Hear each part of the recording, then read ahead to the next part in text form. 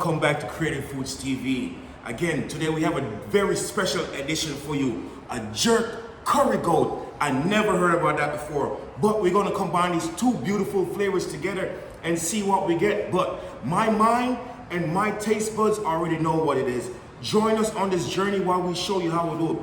We have the curry goat here, ready to be washed down, seasoned up, throw in a pot, and whip it up, ready for us to be enjoyed. So join me along the process. I'll show you exactly how we do it. And thank you for joining us again. Don't forget to like, share, and subscribe to our channel for more of these beautiful and wonderful creation of dishes that we do. So we have 2 lemons right here. We're just gonna squeeze it down on our goat meat. And make sure you're not getting no seeds in there. I mean, you can just wash it off anyway. Squeeze them down in there. Give it a nice little rinse off. Wash off that extra gaminess off the... All right, we got our lemon juice all washed off now. Drain the little excess water that we have on there. Oh, meat's falling everywhere. All right, now it's time to go in with our season. So we want to get all these seasoned up here. Nice flavors combined. For best results, I definitely recommend leave it overnight or for a couple hours in the refrigerator just to let all that seasoning just sit inside of the meat. But we know it's still going to be great anyway. So we want to get it nice and seasoned up. Then we're going to add our veggies on there. Going to pour a little olive oil in there. Time to peel down our carrot. Again, anything that you use in the kitchen, you want to make sure it's a nice and sharp product. Make the job way easier. Then you have to just sit there all the time and just, you know, so one stroke all the way down, peel it right off. Just like a car, you don't want to have an old car. You know, you want to make sure you have a nice, decent car that you know run right, and they'll get you to the destination faster. Same thing as a knife. Get a carrot nice and sliced up.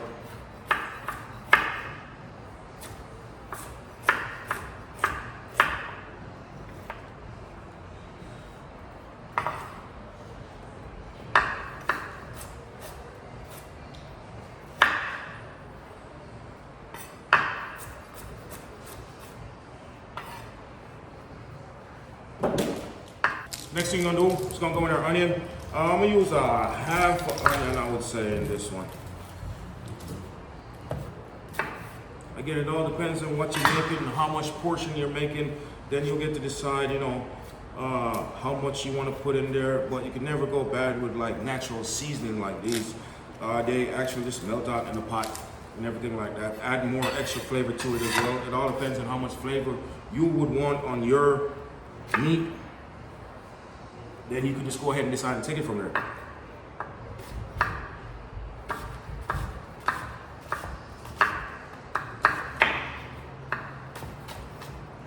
Yeah, these don't have to be pretty. Just make it a little rough, nice chop on it, and just throw it in the pot because they're all gonna be gone and diluted into flavor anyway. We have some thyme here as well. Go ahead and drop it in there. I always say time is a master of all cook. Make sure everything is perfectly done with time. We have our green onions here.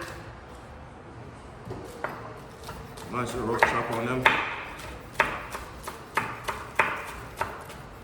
Everything, all these are washed already or was too, so make sure you want to do the same thing at home. Clean vegetables only. I want to dice some potatoes. I'm gonna go ahead and put 3 diced tomatoes on there.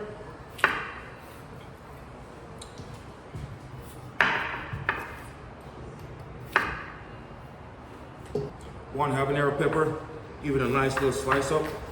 Just remember, spice at your own pace. Depends on how much spice you like, just add it into it. Some people like a lot of spice, some people don't like a lot of spice. So it all depends on how much do you like. You can put a hint of spice, you can put more spice in there. We have 4 heads of garlic right here. We're just gonna rough chop them and throw them in there as well.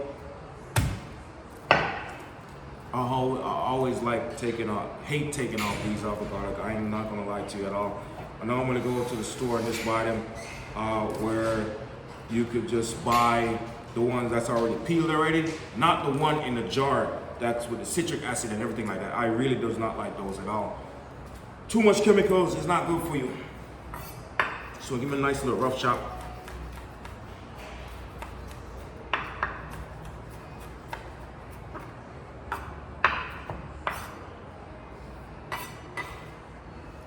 Drop it in here. All right, we're gonna give it a marination time about an hour or two before we get the process started, and I'll put it in a pot and get them nice and fried down and cooked down. So we are going to let it marinate for a little bit. As you can see, everything is nice and seasoned up right there. All the flavor is just sitting inside of there. And what we're gonna do, we're gonna go ahead and get the fire started for it to be thrown on the fire and get cooking immediately. We got the fire on already. Just gonna put some oil in the pot.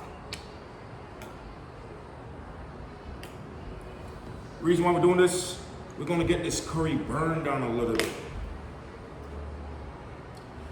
That's what gives it the color that you see, that red color, that reddish yellow color. That's what gives it that color. Nice and heat till it start burning a little bit. Add a little bit more oil as well.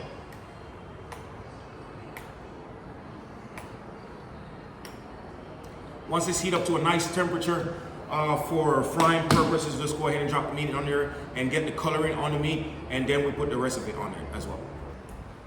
All right, go ahead and add our meat in there. You want to add your meat in there only at this time, just to get them a little coloring on them.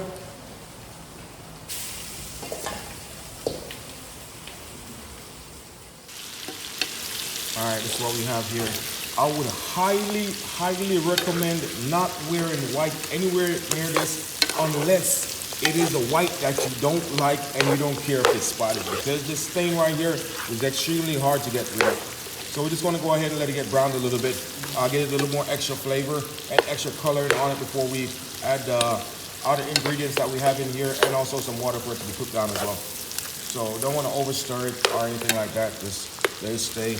Look at the beautiful color that we have going on already. Just simply amazing.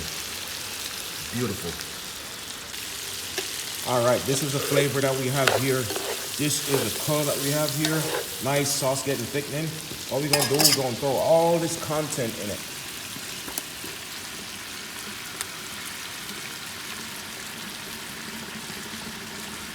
Wow. Just look at the raw beauty that's in here. Very beautiful. Very, very beautiful. All right, we want to come back over here. We want to check in our pot, make sure all the water is not reduced before the meat is cooked. And so far it's looking good right now. Look like maybe you put a tad or two a bit of water in there. But right now we're still letting it simmer down and let all the flavors sit up in there and let the meat get tenderized, and it should be ready to be done shortly. Yes, it's getting there. It's getting there, I can tell. Again, we want to make sure all the liquid is not evaporated out the pot. We want to keep a little bit in there, especially for the sauce a little later on. So we want to come back and keep an eye on it and keep check on it. All right, we're going to give it about a few more minutes, probably about 10 more minutes or so, and come back and check on it again. If you need more water, we put more water in there, but as for right now, it is beautiful right now. So let's go and let it simmer down a little bit. All right, we're back again, checking on it. We could see the reduction process is going, but it's not tender as we want it yet. So we're just going ahead and pour a little more water on there, let it simmer down, and let the tenderness get as right as we need it to be. We don't want a chewy meat in our mouth. We want tenderness. Tenderness all over. So let's give it about a couple more minutes, about 10 more minutes or so, and see where it's at, and then we revisit again. All right, we here checking back on our meat right here. It looks amazing. Let's check the tenderity of it. If that's the word, we're gonna make it up right now if it's not the word. Got juices popping all over, even on my lips. It's like it's in a rush to get in my mouth. But everything looks good. The sauce is thickening already over here. So we're just gonna check on the tenderity of our meat and see how tender it is. So we're checking our tender meat right now, and it is very tender indeed. Nice, came off wonderfully, beautifully. So we know it's about ready right now. All the ingredients are combined together to make one beautiful flavor for sure. So we go ahead and let's turn it off right now and start on our next pot that we have for the night, which is gonna be a Gungu Peas. So we got a Gungu Peas and white rice got going on right now. The Gungu Peas is on Gonna dash a little salt in there, get some flavor going on. As soon as it start boiling and come to a nice density, then we're gonna add the rice in it as well and season it up and let it cook down. And then we'll be ready to serve our dish that we have for tonight. It's a jerk curry goat with a white rice and gungu peas, and it's gonna be amazing. Now we have our rice right here. It is washed. It is a washed rice. I recommend you wash your rice as well. This is already cooked down, so let's go ahead and drop the rice in there.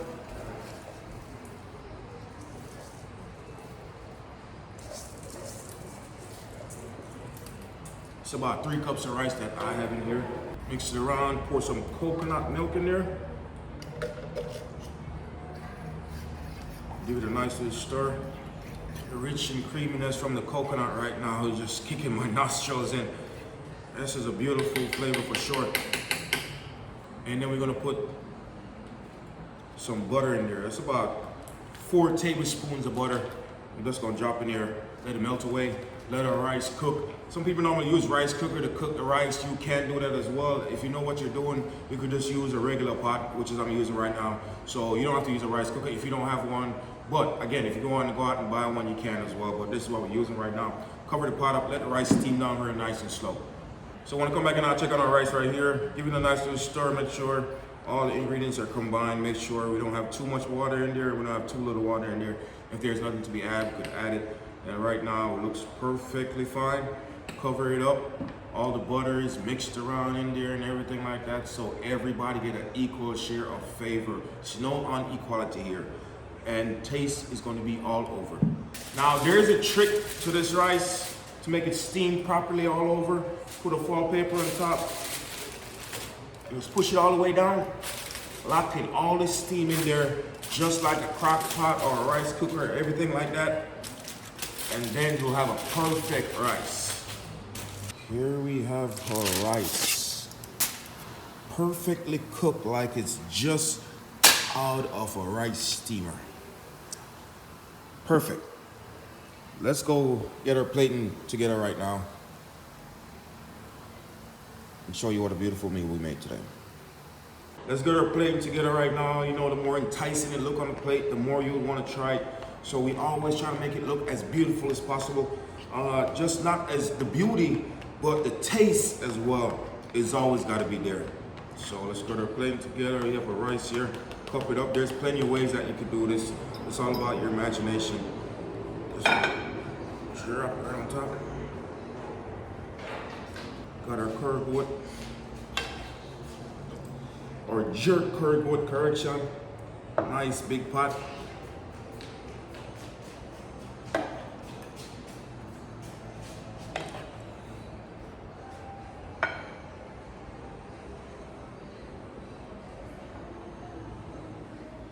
Again, ladies and gentlemen, I want to thank you for coming on and joining us tonight and creating this beautiful dish right here, our jerk curry goat with our white rice and gungu peas. I hope you get to try it at home with your family, with your friends, and get to share this. Again, please don't forget to like and share and subscribe to the video, and let everybody get to enjoy this as well.